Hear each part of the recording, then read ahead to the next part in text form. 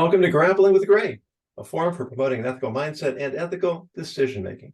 Help us more clearly see both sides of complex issues and better navigate the moral challenges of everyday life. I am Rabbi Yonason Goldson, and I would like to welcome my very special guest today, Michael Ciannilli, who is Apollo Challenger Columbia Lessons Learned Program Manager at NASA's Kennedy Space Center, where he develops innovative events, media productions, and activities to powerfully enshrine the lessons of failure to influence future success. Prior to this role, Mike served as test project engineer and systems engineer for the Space Shuttle program. In 2003, he spent weeks searching in a helicopter over the skies of Texas, finding and bringing home Columbia and her crew. Mike, thanks so much for being with me. Yonason, it is my pleasure. Thank you for the invitation. Oh, it's absolutely a pleasure. So here is our springboard topic for today. As children, virtually all of us are enamored with the idea of space flight. As we get older, we may lose our youthful enthusiasm as we contemplate the ethical questions space exploration raises. Should we be spending millions of dollars collecting sand on Mars when we have so many problems here on Earth? Should we be risking astronauts' lives on glamorous missions and now civilian lives as space tourism becomes popular? What about the dangers of space debris, of too many low Earth orbit satellites, of infecting other planets with microorganisms? What about commercialization of space activities, the militarization of space, and the influence of partisan politics on the decisions guiding our space programs? Obviously, we don't have time to tackle all these issues, but what mechanisms are in place to address the ethics of space travel? And what are some fundamental values, principles, and mindsets that govern the decision-making of space exploration? Lots of places we could jump off. Where would you like to start? There's a lot to unpack there. We can go in any direction, but you ask a lot of great questions. They all have different answers and different degrees, but you ask a lot of great questions, and it's things we ask ourselves on a daily basis for our missions and our policies and our future goals and plans. So I'm happy to jump in any direction you want to set us off in first. Let's do it. Okay. Well, there's a phrase I came across when I was looking through some of the NASA material that really resonated with me, the phrase healthy tension. And I have plenty to say on that topic, but what do you have to say on that topic? Yeah, no, I love it because, when you think of the word tension, you don't always typically think of healthy, right? You got tension in your back or tension in your job. You don't think of that as a good thing. But the word healthy is a beautiful word in front of it, because we want that. We want respectful, healthy tension between workers, between organizations and agencies. Because if you have that tension between, say, the operations world and the safety world, it doesn't mean they're not getting along. It means that they're both kind of on their best behavior and watching out and checks and balances. So you want those checks and balances, making sure that the safety folks are to make sure the operation folks are doing everything okay. Operation folks are making sure the safety folks are being included in what they're doing, as an example. So that tension is really something unbelievably important. Again, it has to be in a respectful, managed way to be healthy, but it is absolutely critical, and we try to do that all the time. And I think that there is a tendency to want to eliminate tension because we think it is by definition unhealthy. But this goes back to one of my major topics, major themes of the danger and the fallacy of binary options. When we see everything as an either or choice, what we're really trying to do is eliminate tension. Well, I'll choose one, I'll eliminate the other, and now my course is clear. But life's a lot more complicated than that, isn't it? It'd be so nice if it was just that easy, wouldn't it? Go or no go for launch. It'd be a wonderful, it's interesting when I get a chance to talk to younger folks coming on board, especially when I had the honor to lead the launch team for Launch Countdown. And I would share with them, I said, we live in a very gray world, especially say in Launch Countdown, for example. It's so nice when you had a problem and it was a 1 or a 0, it was yes or no. And we had voluminous books on launch commit criteria. and it told you, if this pressure reads this, or if this temperature is this, if this happens, then you do this. We love those, right? Those are just love to have a launch commit criteria to give you the answer, but often we didn't, right? Because you can't cover every single scenario possible. And that lies in our world in the launch countdown business. But as you perfectly said a moment ago, in the world of ethics, right, our personal and professional lives, we operate mostly in this gray world where you kind of have to be as sharp as you can be, and be as ethical, right? And have all of those, I would humbly say, all those basic building blocks for success. And if you have all those going for you, then you can hopefully navigate through that fog of the grayness, and you make the right decisions, and you don't run up on the rocks and cause a problem. But that's really that's where we spend most of our time, and really earn our bread and butter, if you will. Yeah, well, of course, the title of this program is Grappling with the Grays. So that's what we're here to do. And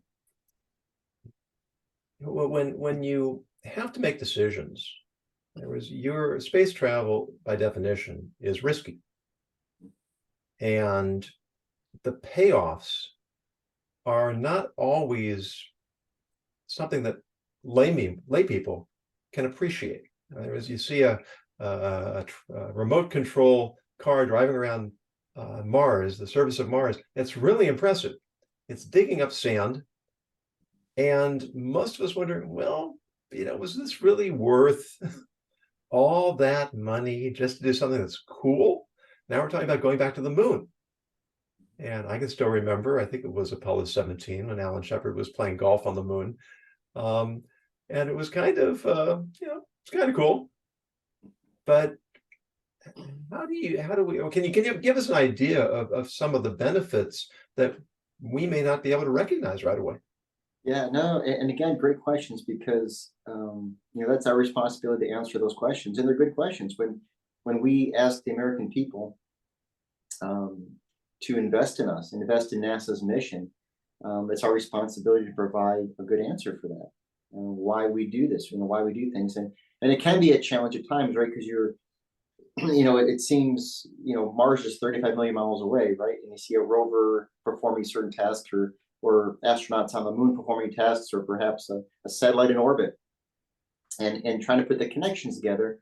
It'd be much like if you were to try to teach me about perils of brain surgery. Like, I could get a basic notion of it, but it's not my thing, so I could only go so deep. Or perhaps repairing your car engine, right? Or performing a service in the synagogue. It's one of those things you have a certain depth of knowledge, and after that, right, the experts can kind of show you why you do what you do. And in the space program, there's tangible and less tangible. So tangible, when we do things, we don't launch rockets just because it's fun, although it is fun, I have to say. It is a lot of fun, but we don't do it for that purpose. NASA's really mission statement is to improve life on Earth and to serve the American people. So that's our goal, to do that. And we do that through innovating technologies, advancing technologies, everything from advanced weather forecasting to GPS satellites to different materials to scientific and biomedical research. So there's a whole host of tangible things. I think when you look back at the Apollo era, there's different statistics. For every dollar spent, I believe it was $4 to $7 return on investment in the economy.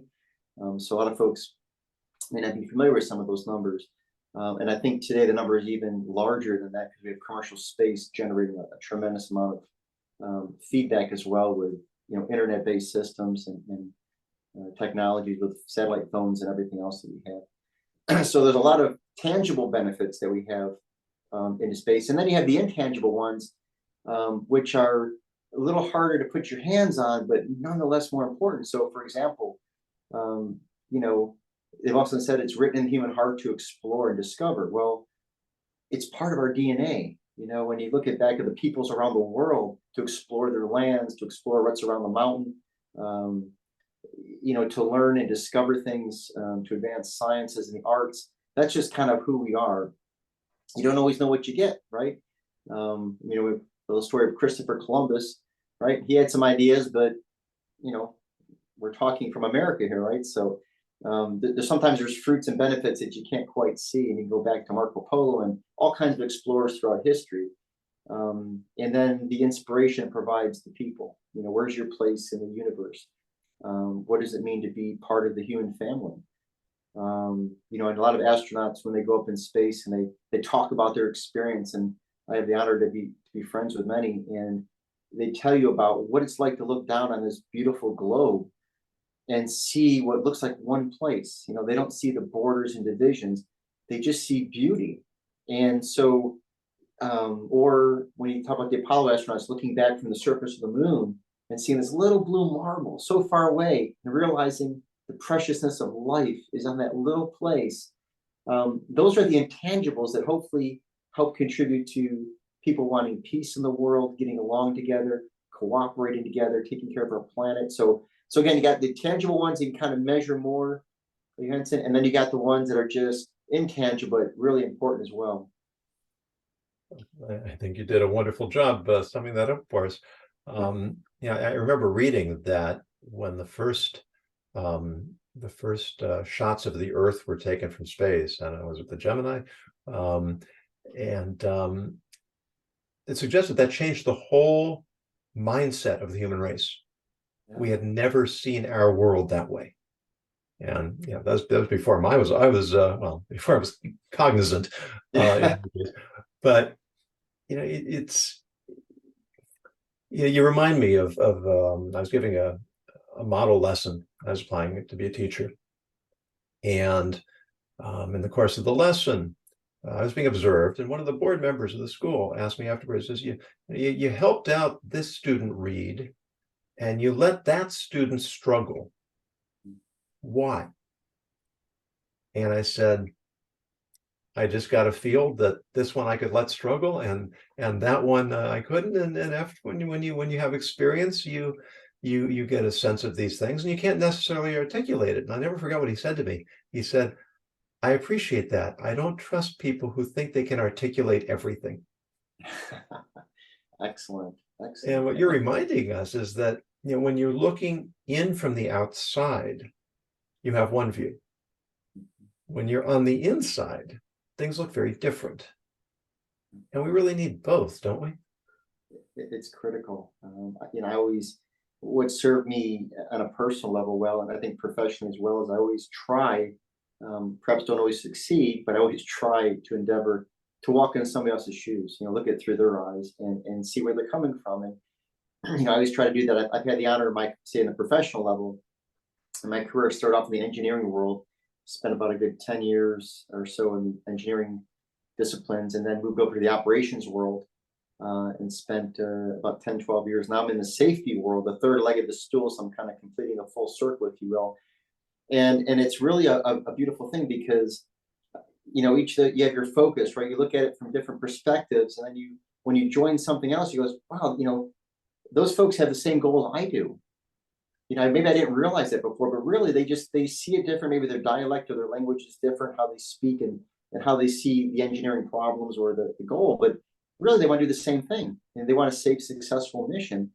And that has served to help me, especially when I was and having the honor to lead Launch Countdown, is you had a whole orchestra, if you will, of talent. And engineers and people working on the team, and really understanding everyone here has the same united goal.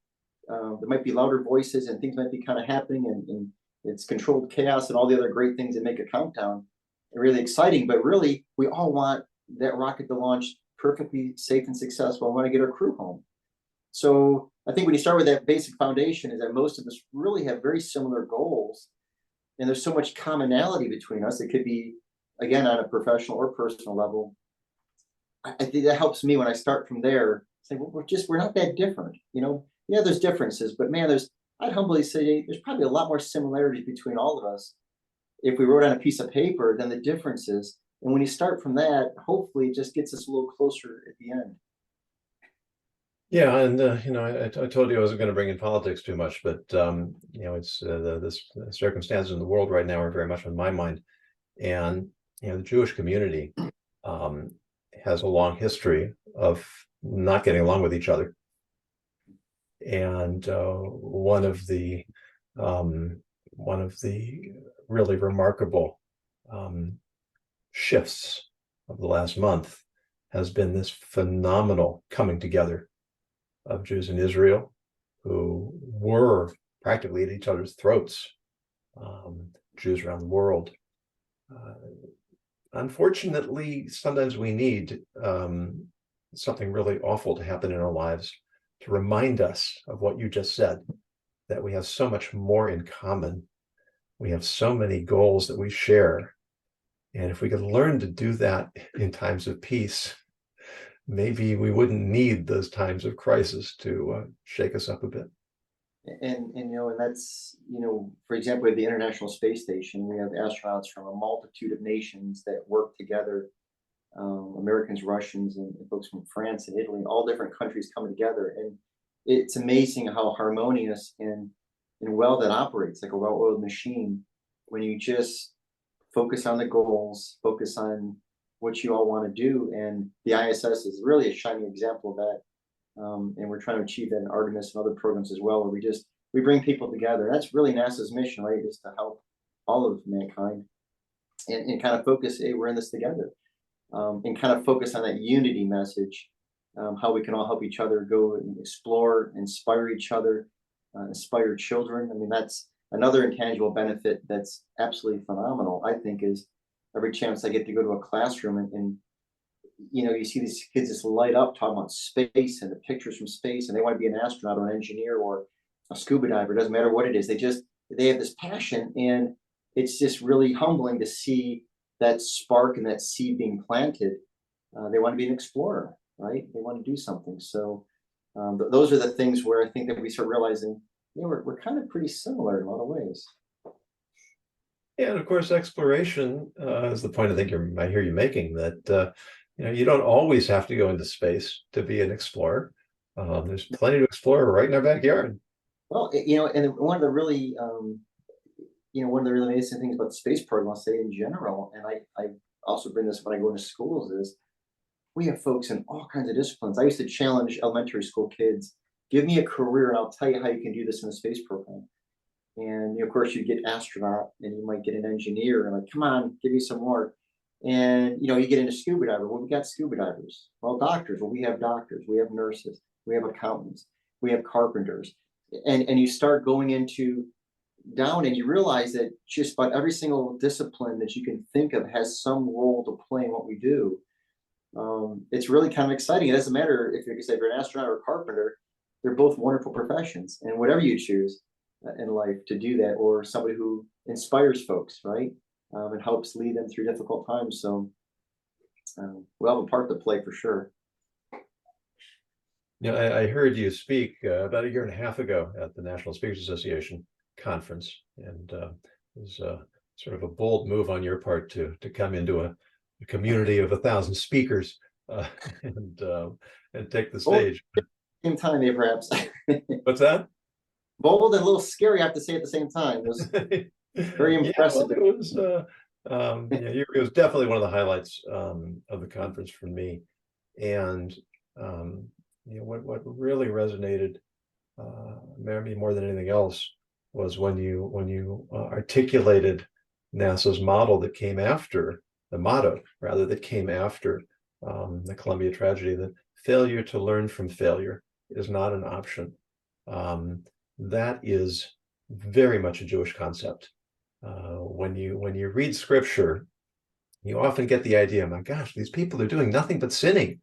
They just sin and sin and sin, and it's over and over again. And when you read the rabbinic literature, you get a completely different picture of how there's this tremendous spiritual awareness and commitment. And how do you reconcile these two visions? Because the job of scripture is to educate, and education is much more effective when we look at what went wrong, so we can understand how not to repeat those mistakes. So yes, there was a lot that was positive going on, but we want to make sure we don't repeat the mistakes that were made. So it seems very consistent with the approach that you've been taking. Is that right? Yeah, that's very interesting. Thank you for sharing that perspective. And it really does tie in because the motto I use for my program is a quote from Winston Churchill, and other folks have said it as well, but those who fail to learn from history are doomed to repeat it. And it really, to me, it's a very powerful statement. And when you look back at history, I'm not talking the last 5 to 10 years, I mean, you can go back thousands of years. And, often I find myself, and perhaps others do the same, but something will happen or you'll see something, oh, geez, and you think you're up against something for the first time. Nobody's ever dealt with this before in history. Right? This is just me. This is just my black cloud over my head. And this is, heck, I don't know what to do. But it really, I think, is the more you know history, and it's told in many different ways, in many different texts, and verbal and written in other ways. But when you really, like you said, when you know history and you can interpret it to some level, there's so much. How many millions of years of human combined knowledge and history and understanding, and it's to help you, right? So it's nothing like a parent would tell their teenager, right? Hey, this is how it was when I was a kid, and I'm trying to share this with you so your life's a little bit easier than mine. Or a teacher would do to a student, right? I'm sharing all this with you so your life can be the best it can. Um, and it seems like a lot of the most successful people, and it could be military generals, it could be anybody, right? Are the ones that really know their history and know what worked, what didn't work, and the why behind it. So it's invaluable. And I really, always, when I talk to young people, I'm always just really humbly asking us to please look at history. You may or may not like the subject of history, but it can play such a pivotal role in your life. You can the learning you can do from other people, perhaps folks that are older than you. There's take as much as you can. Doesn't mean you have to follow certain philosophies or believe whatever. That's your business. But heck, there's a lot of knowledge. At least digest it, analyze it, and consider it. So it's interesting how you say that as well as so when I say learn from history, I mean when I talk lessons learned, you're right. I go back and I may talk about Apollo and Challenger in Columbia, but I could easily go back to Titanic.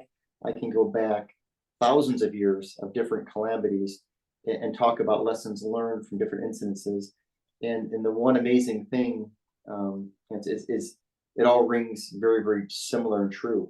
You can replace this word with this word, but when you boil it down, it's almost like we're talking about the same thing. Ship, spaceship, submarine, race car, bicycle. Those are the nuances, but the basic level is so similar. That's why I really focus on the lessons learned. I think that's why they're also so applicable across genres. And one of the things I really love to do is talk to audiences outside of aerospace and go into hospitals and go into sporting arenas and talk to different disciplines that they're not launching rockets or doing space stuff, but when we start talking lessons learned that we've learned the hard way, all of a sudden I start seeing some heads nod going, geez, we're kind of facing similar things in our business. And that's very rewarding because if we can help them learn from our missteps and they can do better and save lives, well, what greater honor and tribute to the ones that we lost. That's it's very compelling. And along with your quote from Churchill, and I think before him Santayana, that Frederick Hegel said the great lesson of history is that nobody learns from it. That's a good. But that's in our hands, and you see it in culture that we somehow think that we have reached a point where we no longer need to look back. Sir Isaac Newton is famous for saying, if I've seen farther, it's because I stood on the shoulders of giants. To respect the past and even their mistakes, we build on. Yeah, well, you ring so true. And the old saying, I remember your folks would say, what goes around comes around, right? And simple sayings like that, but they're simple, but they're so true. And when you look at events of today and all different, things happening in today in all different ways, well, this isn't the first time. And like I said, in your personal lives, professional lives, and the lives of cities or nations, it's not the first time, right? But the history can tell you, well, heck, you tried it this way before, right? Or if you study the campaigns of Napoleon, or pick a thing, right? Well, what worked and what didn't, and folks like General Washington, right? And think people that knew history and military campaigns for that example, you rely upon what worked in the past. If something worked nine times out of 10, well, heck, maybe it's something good to kind of learn a little more about. And if it didn't work 9 times out of 10, well, maybe you don't want to do that. And that's what we do, and I do with the program is try to share. Here's some common things that are themes through each of the accidents that got us back into the same fix that we were in before, and it didn't work out so well. So you might be mindful of that. Be a little cautious in that area. And then here's some things that worked really well for us, and they may or may not for your industry, but you know what, they did for us. So consider those. But you got to know your background. You got to know the history, and the more you know, the more it's going to help you, I think. Yeah, and in the last couple of years, I've read George Washington's biography and Abraham Lincoln and Alexander Hamilton, and it's a little bit disturbing to me that for most of my life, I've been around for a little while, and these were just names. I mean, I'm even trying to remember what I learned in school about these individuals, and oh my gosh, it's breathtaking. The vision, the self-discipline, the commitment, the self-sacrifice, the quality of character. And they weren't perfect people. They had their flaws, they had their challenges, some more than others. But what they were able to accomplish, and what we reap the benefits of, and we just don't give them their due. They're just names. And how much richer would our own appreciation of what we have be if we made the effort to really understand what they went through to help us get to where we are. There's so much depth in people. That's an excellent point. And opportunities to learn, right? Nobody's required or mandated to do that in life, but sure, it sure can make life a lot easier in some cases, right? And better for a lot of folks if we did. And it's interesting because when I had the honor, just about 8 years ago now, built the Nation's Memorial, led that project with a great team called Forever Remembered here at the Kennedy Space Center. It's the Nation's Memorial for Challenger and Columbia lost crews. And we're faced with a really daunting challenge of, how do you tell the story of these amazing 14 folks, 7 from Columbia, 7 from Challenger? How do you tell people who they were? And not only for today, but how do you do that for the next generation or 2, 3, 4, 5 generations to come that weren't even born during this time frame? And it kind of went to the essence of what you just said, and it really what the focus that I went on was less of the awards and the accomplishments, but more of the basic essential parts of who they were. What was important? That was family important to them, was their faith important to them, was being physically fit, being technically excellent. Those contributing factors, we tried to focus on to share that part of their life, so young people coming through could get a sense of who the people really were and what they could learn from them, and hopefully want to emulate them. I want to be her, I want to be him when they grow up. So that was really the sense of it, to see not only the commonality, but also those elements that went behind, like you said, just was more than a name, more than an accomplishment of, let's say, in this case, an astronaut on a flight. But what's the true essence of that person? What made them so special? What made them a Renaissance person? And then what can I take in that and make my life better by maybe taking some of that in as well? So that was a very humbling task to do. And like you said, when you're talking about people in these categories that are very accomplished, it's a challenge. There's a lot there to pull from. Yeah, and when we recognize that these people did have their challenges and they did have to overcome things, and they had character flaws that they had to deal with in life, it makes them human, it makes them accessible, and it shows us that we can overcome our difficulties and our challenges as well. We're getting close to the end of our time, but I think along the history line, we can tie in one last topic The phrase that I saw in some of your material, the normalization of deviance. Can you explain that for us a bit? I certainly can. I certainly can. But normalization of deviance is NASA's kind of fancy way of saying we accept change that we shouldn't accept, negative change, bad change. And it's very, very difficult to find it, because as people, I would suggest we're pretty much geared and programmed to accept change, which is great, right? I mean, I know when I look in the mirror, I don't look like I did 10 years ago, right? So thank heavens that we can accept change. Otherwise, I'd probably shriek out of the room and I'd never look back in the mirror. So we get conditioned for change, and we age in our cars and our families and our work status and our lives, and so everything changes and we adapt to that. Humans are very adaptable, which is a beautiful thing. But with that change, there's also change that's not healthy and good. And I call it the negative hitchhiker onto change, right? It kind of sits on your shoulder and kind of sneaks in. And so, for example, in our world, for Space Shuttle Challenger, we had seen some issues with O-rings in our solid rocket booster system. And we got conditioned to expect that change. We didn't ignore it, but we got conditioned to expect it. Columbia, we had foam coming off our external tank, and we got used to it. It wasn't ignored, it wasn't forgotten. We were working it, but we got conditioned to accept it. And I can remember myself going out to the runway after landing and looking up at the belly of the ships, and you would see on some flights less damage on our thermal protection system. And you're like, wow, that's kind of strange. I wonder why Discovery or I wonder why it's cleaner in this flight. I wonder why there's not more damage. Well, there shouldn't have been any damage, right? But you're so conditioned to expect things. So deviance is something we really try to share with our folks. It can happen in our personal lives, right? I mean, take a look at my car. I can tell you my car does not look like it does when I bought it. I wouldn't buy the car today probably, to be honest with you, but I'm used to it. It's all normal to me, right? The little light here that should be on, and the thump of the tire.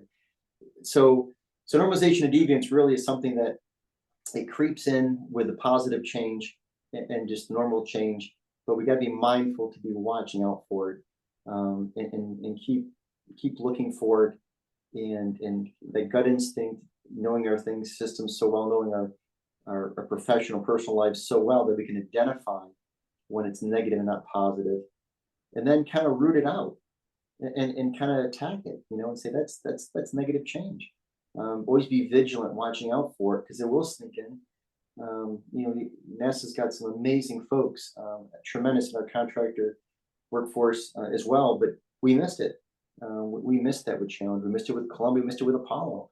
So it shows you how hard and difficult it is, again, to do, but it's unbelievably important to watch out for that.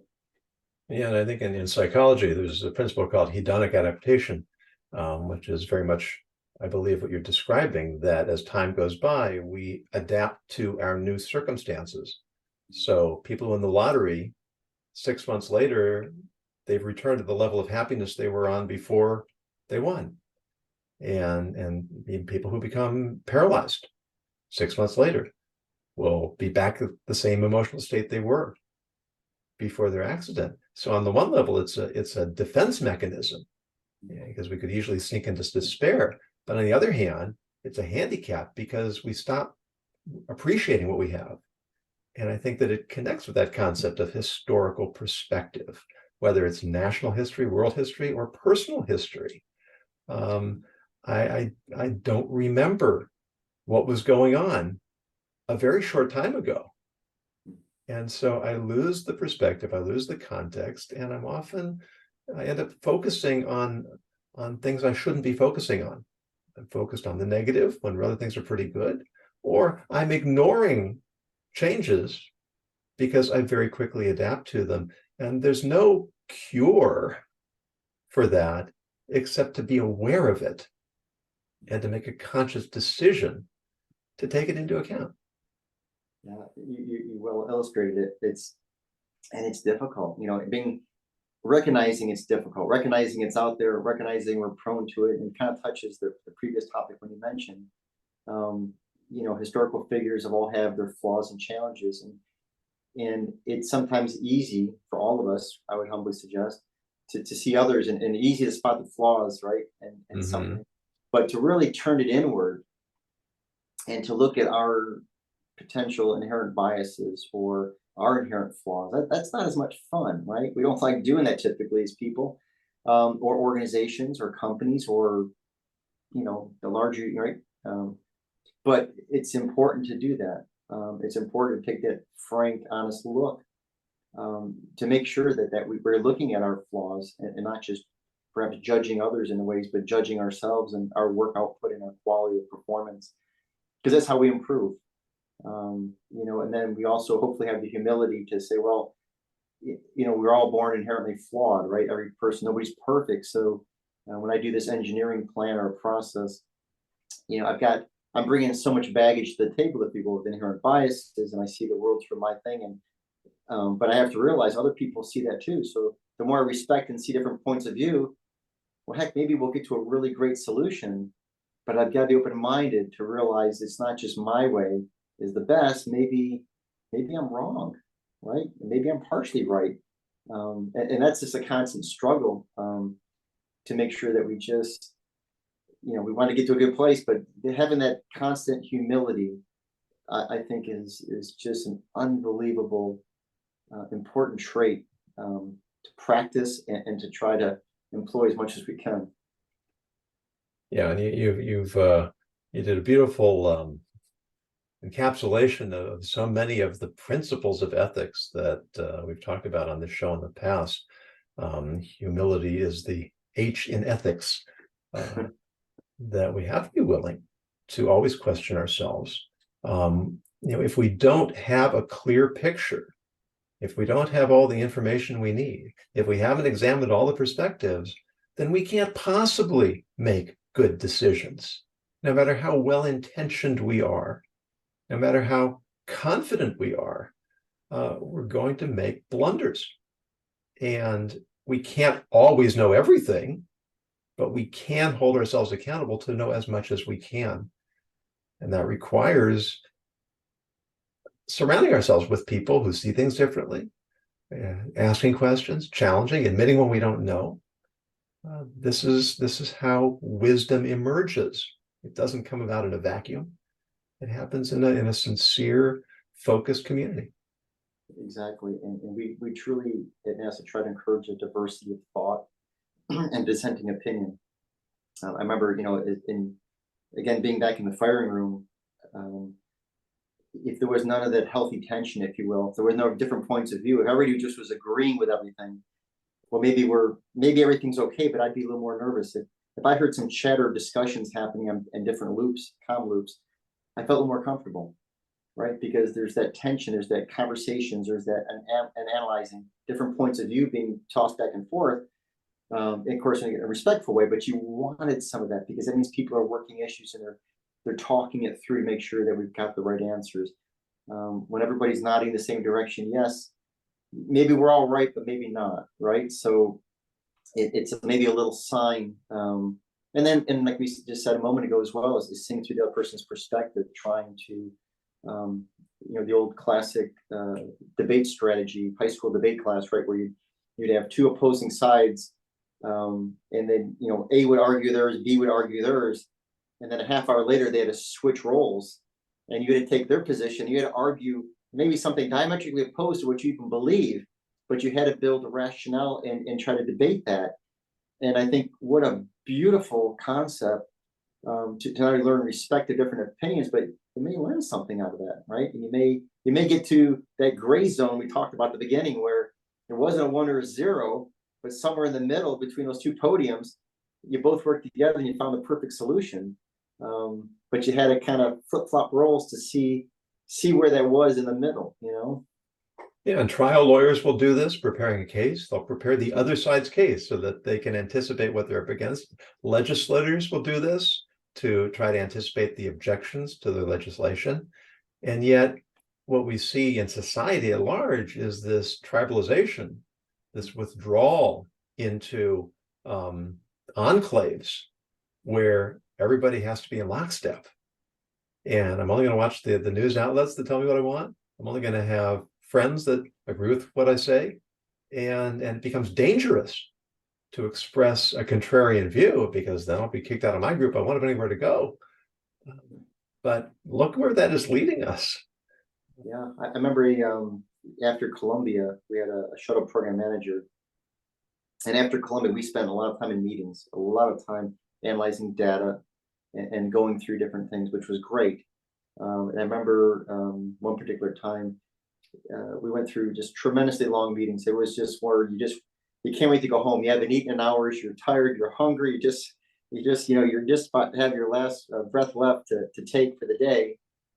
And everybody agreed with the solution and rationale, which were in the topic. I forget at the moment the topic was, but we all kind of agreed to where we were. And then the program manager came back and says, who disagrees with this? And we had spent hours hammering this sucker out, right? So we were all in lockstep, and nobody raised their hand. And he said, okay, well, you know what? Nobody's going home until somebody argues with this. Good for him. At first take, you're like, oh my heavens, we just spent all this time hammering this out. We got this beautiful, sheet of music we just delivered, and you want us to tear it apart now.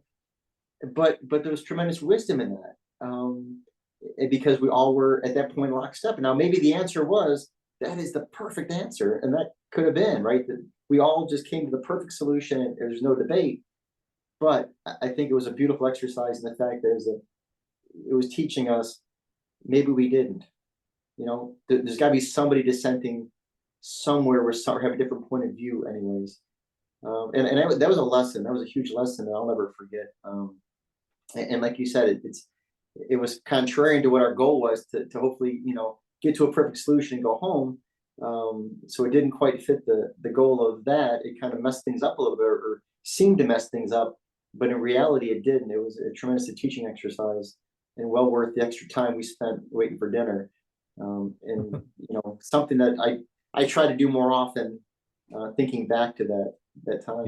Yeah, unanimity is vastly overrated. I wonder if we should go back and reconsider the needing 12 jurors to agree, maybe requiring one to disagree. They're in business, they sometimes do what's called a pre-mortem. If this were to fail, why would it fail? Instead of waiting for it to fail and then figure out what went wrong, let's try to anticipate everything that could go wrong. And at least then we've got a better chance of preventing those from happening. Well, you do, and just a short little story, but one of my previous jobs, and unfortunately I have several, I was the lead for the simulation team. So I got to lead the launch countdown sims with my team, and we devised this devious simulation, right, where we run through a launch countdown and throw all these failures at the launch team, and basically give your boss a really hard day, right? And he had to thank you for it. So it's kind of fun in some ways. But you throw all these things, and you break this, and you break that part of the vehicle, and you do this, and you stress everybody. But it was great because you had to do that to get to really good learning and understanding. You couldn't have everything work perfectly. Sometimes in that chaos of things not working, that's when you not only rise above, but your understanding becomes so much deeper. I learned personally more about the space shuttle, how it works, and launch philosophy. By training the folks. That was before I was a test director. By training those folks, I learned so much. By testing others, because I had to learn to test them, and it was very humbling because you work with really sharp people. But you're right, you had to kind of do that. You had to kind of get in there and mess it up a little bit, right? Stir up the soup. And it's amazing what comes out if you're looking for it. I think maybe that's a really good place for us to wrap this up. You remind me that the sages teach. I learned much from my teachers, more from my colleagues, and most from my students. When we have to be teachers, we really have to know our stuff, and we never know what questions we're going to be asked. We never know how we're going to have to explain something to make it clear. And the growth process goes both ways. I appreciate you saying it. Like, that's a really wise way to say that. Thank you for sharing that. it's something to think about. And every moment's a learning moment. If you choose it, there's always something to learn every step and every turn. Yeah. Well, thank you. Thank NASA for inspiring us.